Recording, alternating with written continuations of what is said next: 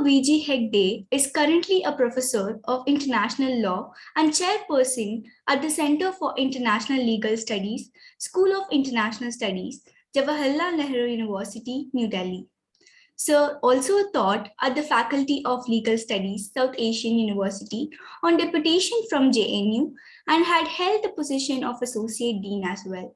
Further, Sir previously held senior positions at the Asian African Legal Consultative Committee, that is, the current Asian African Legal Consultative Organization, and also at Legal and Treaties Division of the Ministry of External Affairs, Government of India. Sir was a member of several Indian delegations to negotiate and implement treaties relating to international trade agreements and bilateral investment agreements. Furthermore, Sir has presented India on the working groups of the United Nations Commission on International Trade Law, UNCTRAL. His main areas of work relate to international law, international settlement of disputes, intellectual property rights, international trade law, international law and domestic law interface, air and space law, and law of international watercourses. Professor Hegde has been a visiting faculty both within India and abroad to several academic institutions. Sir was a visiting professor at the University of Leuven, Belgium. Sir has been on the Executive Council of the Indian Society of International Law. Sir is a member of the editorial board of the Indian Journal of International Law and currently its editor-in-chief. Sir is also on the editorial committee of the Asian Yearbook of International Law. Sir is a member of the Executive Council of the Asian Society of International Law. Moreover, Sir is an alumnus of the Postgraduate Studies of Law, University of Mysore, and completed his LLM in International Law from there. Later, Sir joined JNU to complete his doctoral studies. It is indeed an honor to have you here, sir. We respectfully and wholeheartedly welcome you to the virtual stage to hear your valuable insights, sir. Thank you very much, Priyadarshini, for this wonderful, very elaborate introduction of mine. Let me begin by thanking the School of Law, CMR University, particularly Professor T.R. Subramania. He is a senior and also a colleague at the Center for International Legal Studies, JNU, and also all the other faculty members and colleagues who are in CMR University for giving me this invitation and an opportunity to speak about the very generally about international law, about the launching of the at the time of the launching of the Center for International Legal Studies. Let me also thank or recognize our colleagues, Professor Chambu Puranik, Professor Balakrishna Reddy, Professor Sandeepa Bhatt, and many other very, very distinguished administrative and official authorities of the CMR University. I'm very happy to be here today at the time of the inauguration of this Center for International Legal Studies. And only on a little lighter note, of course, it really emulates the center we have in JNU, School of International Studies, Center for International Legal Studies. I'm sure you have a right to do it because Professor T.R. Subramania was a senior colleague and did his PhD from that center. So obviously he has a right to take it and then, of course, establish it down south in CMR University. It is not just in Delhi. I'll give you a brief background of the center, my center, and also about the launching of the center. Now, there are a number of countries around the world where you will find the Center for International Legal Studies, starting from Oxford to Singapore National University of Singapore, or many leading universities in the United States. you will find the exclusive Center for International Legal Studies. Don't mind the overlapping of the phrases actually. And this is very important in my view because, in India, when it started, perhaps this center where I am lucky to be a student and then also to now head the center, started way back in 1950s. This was called Department of International Law. I'm sure many of you must have heard the post-independent era. The one of the initiatives started by the Minister of External Affairs at the time to establish what is known as the Indian Institute or Indian School of International Studies. The Indian School of International Studies is located, those of you who know Delhi very well, at the heart of Delhi, very, very close to Federation of Indian Chamber of Commerce or what is known as Mandi House, where the building is known as Sapru House, where it is actually, it's still there, it's still, building is there, Sapru House is there, there is a huge library which actually has been established, still there, but it is now regulated and operated by the Ministry of External Affairs. So Indian School of International Studies was started sometime in the early 50s. The famous Appa Durai of the times, the great academician, who actually headed this Indian School of International Studies. The idea was that how India should play a role in the global arena, particularly in relation to international relations, and then how to implement its foreign policy. This was the major uh, ambit of this particular school. And this school also, began. I mean, I should also mention along with it a comparable institution because very important is the Indian Society of International Law, which has the Indian Journal of International Law, which I had the fortune of editing, and also to work closely with this institution for. I continue to work with many years. This is currently located opposite Indian Supreme Court, along with the Indian Law Institute. Earlier, it was in Scindia House. It was established by none other than the great V.K. Krishna Menon. So there is a whole history of international law, which post-independent era, all these great stalwarts started thinking about it as very important. And as you know, the V.K. Krishna Menon was very passionate about it. Initially, it started as part of, in a very crowded place, very not crowded maybe at that time. Now it is really crowded. Connaught Place, where there is a place called Scindia House. I'm sure Professor Subramania would remember. We used to go there and used to have an excellent library, but it was a very close to American Center, British Council, and then it was located there. So why I'm saying that the Indian Society of International Law, even today, has one of the best libraries, and then along with Indian Law Institute, also published its first issue of journal in Indian Journal of International Law in 1959. We almost more than 60 years this journal is being published. Now currently the very well-known international legal scholar Professor S.K. Verma is editor-in-chief. I was editor-in-chief before me. Professor Chimney, my teacher and well-known international law scholar, was editor-in-chief, and distinguished members, many of them like Professor Anand, Professor Rahmatullah Khan, who actually held the editorship and secretary generalship of the Indian Society of International Law, Upendra Bakshi, and then Professor V.S. Mani. I can go on naming many, many stalwarts who actually were part of Indian Society of International Law and also the Department of International Legal Studies at the Indian School of International Studies. So this was in the Sapro House, but in 1969, when Jawaharlal Nehru University was established by Act of Parliament, the School of International Studies was established. In other words, the school was shifted to the Jawaharlal Nehru University. Affiliation was given. It was called as School of International Studies. Again, it's one of the oldest schools. I mean, now you have them in, other schools are of course available. You have one in Jadavpur University, another in Pondicherry. Now you have in Manipal as well. So there are a number of similar institutions with the expertise coming from this particular school, have been established. So still, I think this is one of the foremost schools of international studies, where now we are located, a Center for International Legal Studies.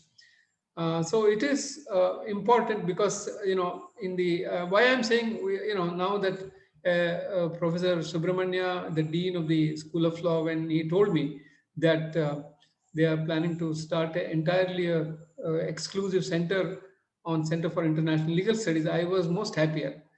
I was the happiest because this is what is required in the current situation.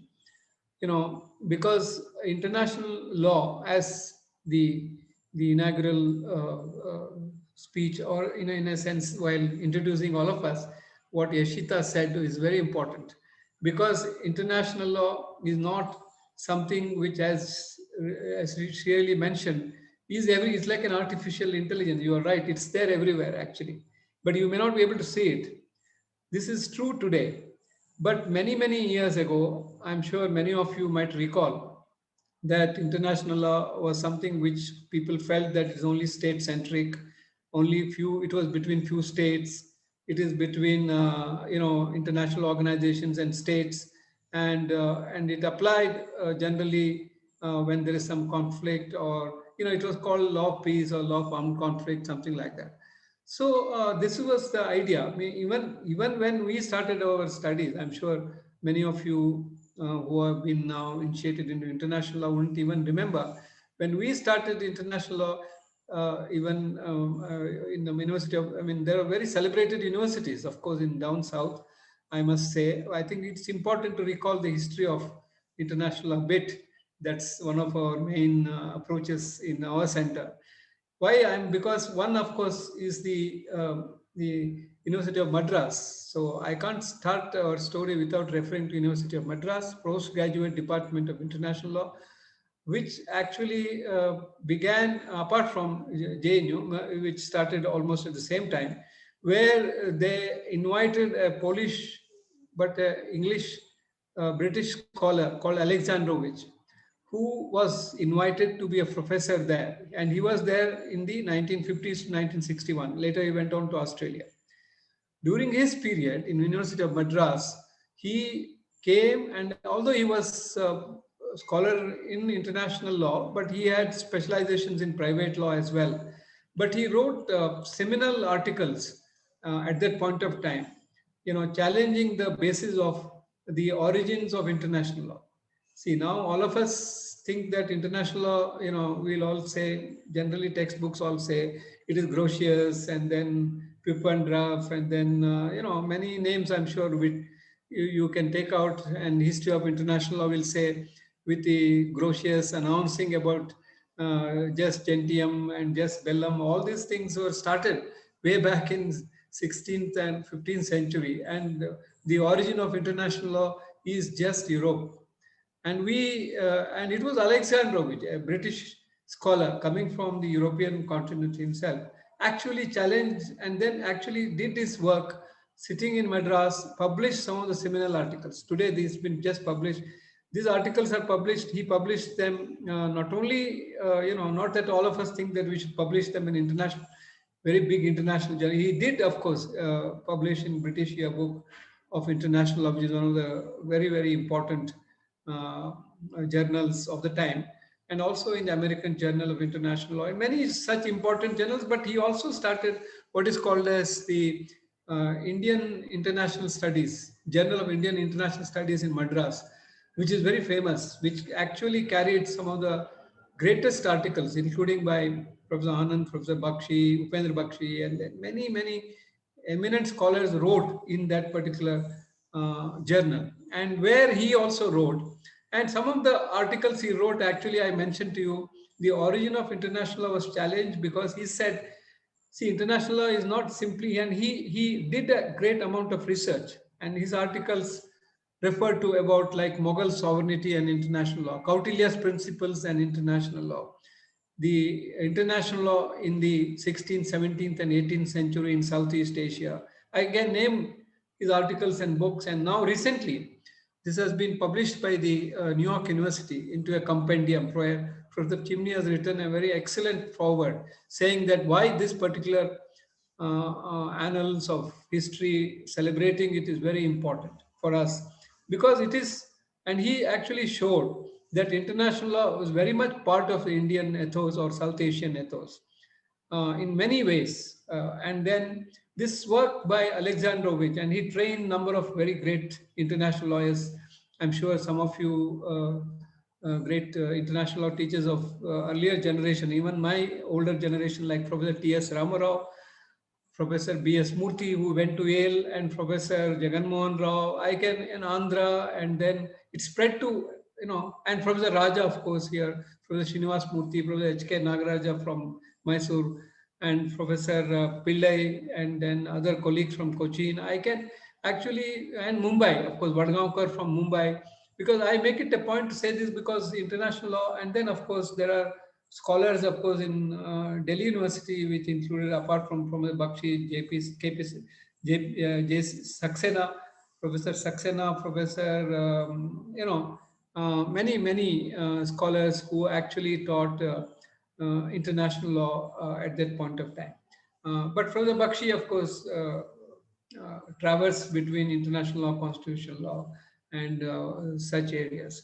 So in other words, at a point of time in the 1950s and 60s, many of them who went to, of course, I must mention about the famous famous tribe, our tribe we call in Delhi, like Professor Dr. P. Srinivas Rao, Dr. P. Chandrasekhar Rao, and then Dr. Bhimsen Rao, who all actually worked for the government of India.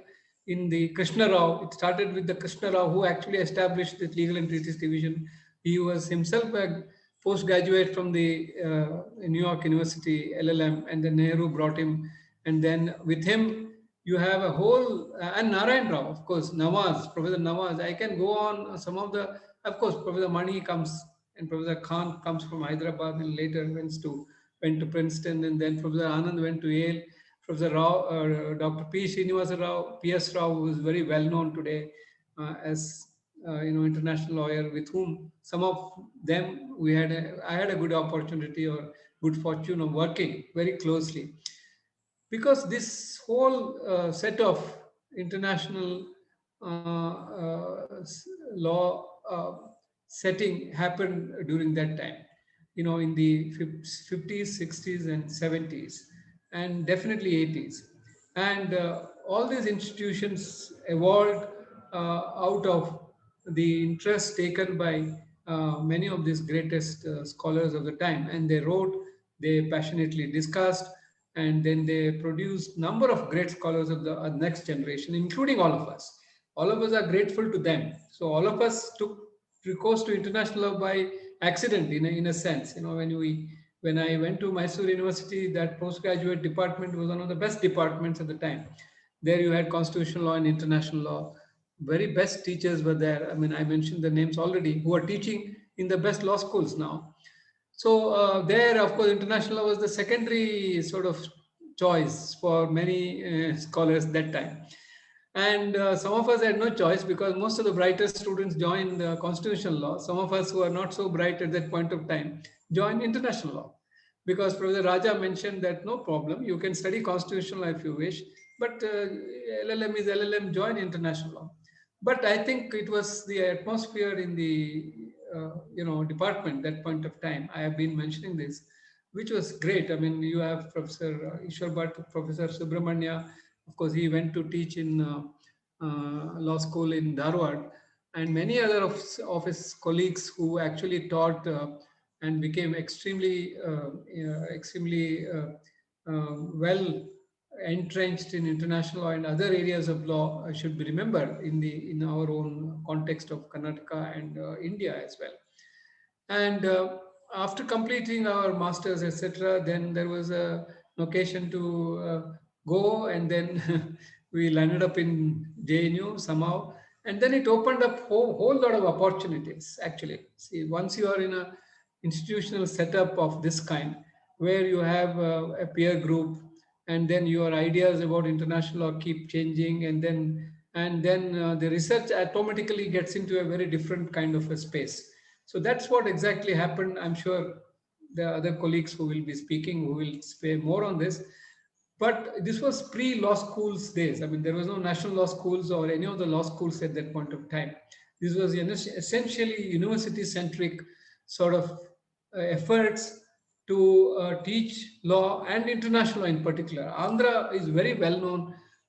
Some of the greatest scholars, including up to our Venkat Rao and many others, they all remember with great pride the teachings taught by Professor B.S. Murthy, despite his decision to stay in Andhra. But he produced some of the best students, best writings, and we all are grateful to him. And then many other teachers.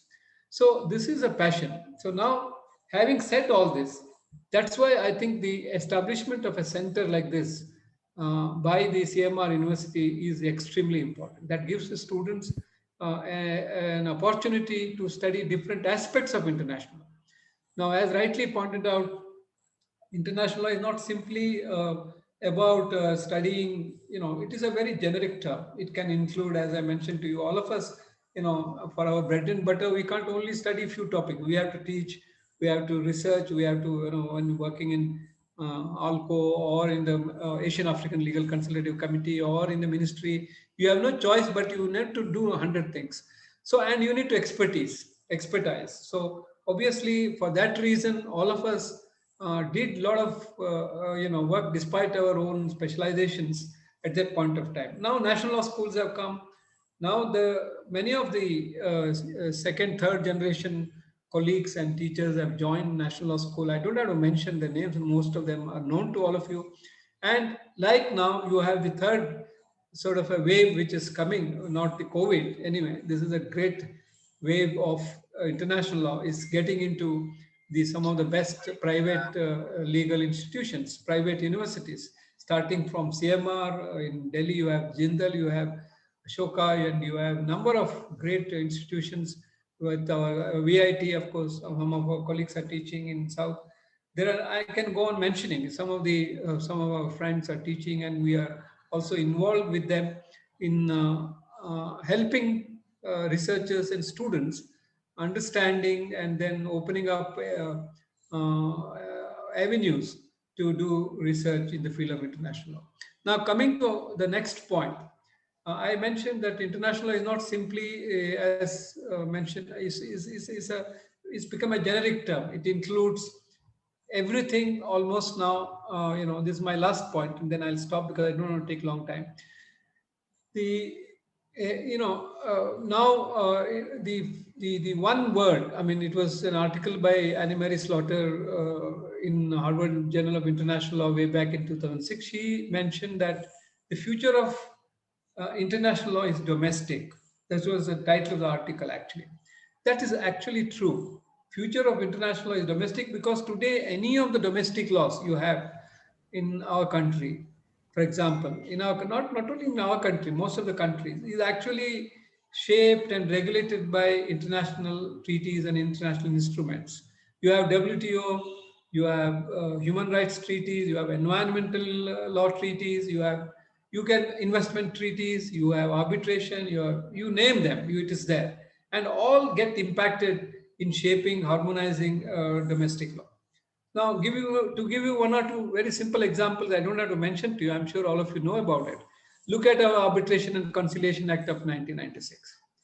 Those of you who have studied Arbitration and Conciliation Act of 1996 knows that even in the preamble we make a submission saying that this is a model which has been adopted from the United Nations Commission on International Trade Law draft entirely, and our courts, if you look at many of the decisions of the Supreme Court, they interpret it in the light of the UNCITRAL guidelines, UNCITRAL framework, UNCITRAL private preparatories. All that is actually taken into account in deciding some of these cases.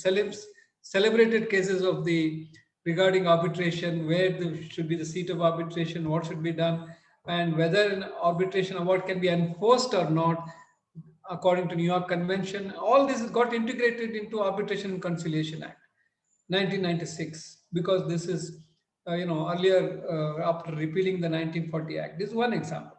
And take it intellectual property rights, for example, patents, copyright, trademarks. I don't have to mention anything about it. So you know how much patent law is now changed.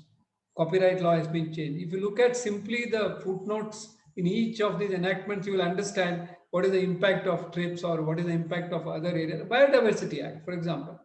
You can actually go on mentioning how many of the labor laws, for example. So all these laws actually have an element which is coming from the obligations India, in particular, other countries in general have taken at the international level. Now, this of course takes us to a question of sovereignty, etc. Of course, sovereignty is a part of our study, and sovereignty is shrinking. No, sovereignty is not shrinking because of the impact of globalization, impact of necessity for harmonization on many issues. I think we are looking at international law as an instrument to bring these useful changes. But at the same time, I'm little conservative in this point because I'm not I mean, I don't support harmonization in entirety because harmonization is not a solution because of various factors. Because harmonization also might kill the local skills, local sort of flavors, local. There are many things. So obviously, it depends on the subject matter of the treaty. So in intellectual property rights, I keep arguing where I work quite a bit, and then also in the areas of international trade law and many other some of these areas, particularly in IPRs, I keep arguing that harmonization is not a good thing because biodiversity and related issues, traditional knowledge systems, traditional cultural expressions, all these actually will get affected if you take recourse to too much of harmonization. And of course, there are countries which support this quite a bit, but there is a measure of harmonization required. For example, one of the best examples, as mentioned, is Law of the Sea Convention, United Nations Convention Law of the Sea, which took almost 20-25 years to evolve. Or you take for example, the evolution of the international water courses, the non-navigational uses of international water courses. So you can name some of these conventions which require harmonization, which require uniform set of rules, because so that countries' upper riparians do not actually exploit lower riparians. Or similarly, in Law of the Sea, the kind of rights coastal states and then also landlocked states could get it. All these are very important for developing countries, and they can actually, uh, get their due. So, but in the modern times, in obviously things have become complex. We have all the time we are actually looking at international law, confronting it, and without understanding the elements of international law, it is extremely difficult to do anything these days. That's the truth. I mean, in law schools, it has to be taught. But one problem I have, this is a really last issue I want to mention, because as I could see in many of the law schools, that's why this center, which the Honorable Dean Professor Subramania is envisaging, is very important, because in many of the law schools, we don't, these days I see, including my own postgraduate department in Mysore, they have somehow given up on teaching the basic principles. See, we don't teach, which we do in JNU, but because basic principle is what actually we teach first, so that the people coming from different backgrounds should understand what is international law. That is the reason why where you actually work out your disciplinary boundaries. Disciplinary boundaries are extremely important. See, because these days, I'm sure Professor Sandeepa Bhatta or my colleague, my friend Balakrishna Reddy will say more on this, because moment you take up a topic on trade law or something else, there are 10 people from 10 disciplines who will be working on it. In international trade, we have a department, our colleagues are there in international studies who will work on international trade. There are colleagues in international economics who also work on WTO, who also work on international trade aspects, who also work on intellectual property rights.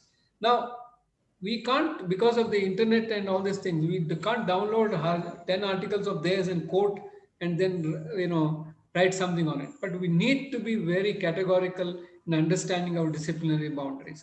We need to be international lawyers first. How international law looks at it.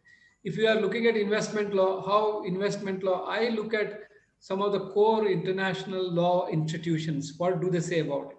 For example, on investment law, what does the Deloitte International or Institute of International Law is saying about this? Because that's the body where the international lawyers are there. who will have their own ways of looking at these things. And last, really last is, my only suggestion, whoever is studying international law, whether even in the new center, make it a point to look at least 5 or 6 basic international legal journals before, if you are researching on any topic. In my view, I always advise my students who actually start their research in either in PhD or anywhere, to at least go and look at European Journal of International Law, or Indian Journal of International Law, Chinese Journal of International Law, Asian Journal of International, American Journal of International Law. We may agree or may not agree with that, many issues, but it is important for us to see what actually they are saying on the topic, and which actually you will feel extremely familiar to read, because once you are in the disciplinary boundary, you will very easily understand their language, their approach, and their tools, and also the citations. And it is extremely easy. In case if today I'm talking to Richard Falk, or talking to say somebody in Europe, a colleague, or somebody in United States, it's easy for me to understand, because it's same, it's like scientists speaking about the same principles with their colleagues, counterparts in other countries. But if you are not good in basics and then don't understand this, then it becomes very complicated and messy. So I am very clear about it. My limitations, I always admit. In case if there are friends who actually talk about very complex things, I say no, I want to look at it from my disciplinary point of view.